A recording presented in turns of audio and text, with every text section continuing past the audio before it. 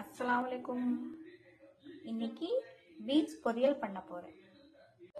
முதல்ல தண்ணியில வாஷ் பண்ணணும். கட் பண்ணிட்டு குக்கர்ல போட்டு கொஞ்சம் தண்ணி போடணும். அப்புறம் கொஞ்சம் மஞ்சள். குக்கர்ல எல்லாமே போட்டு மூடிட்டு ஒரு விசில் வரணும். ஒரு விசில் வர வரைக்கும் பாயில் பண்ணணும். ஆஃப் பண்ணலாம். பண்ணதுக்கு முதல்ல கடாய் வைக்கணும். கடாய் சூடாயிடுச்சு. அப்புறம் 2 டேபிள் ஸ்பூன் ஆயில் போடணும்.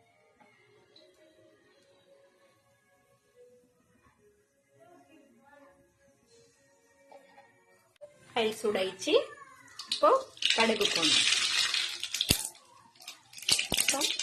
ஜீரகம்.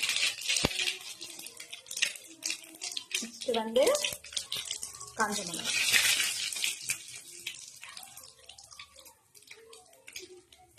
பூண்டு.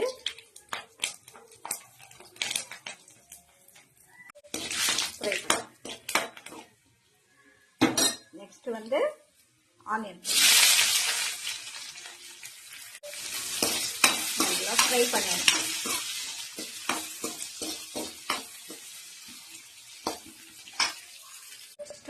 கருவேப்பிலை போடணும். கருவேப்பிலை போட்டு ஃப்ரை பண்ணிட்டு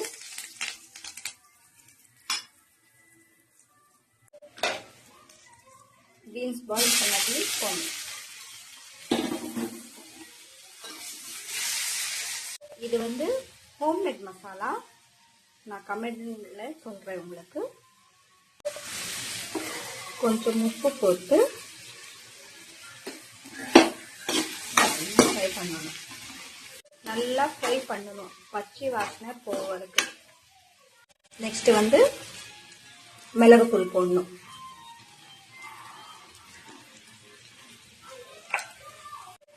போட்டு நல்லா ஃப்ரை பண்ணணும்.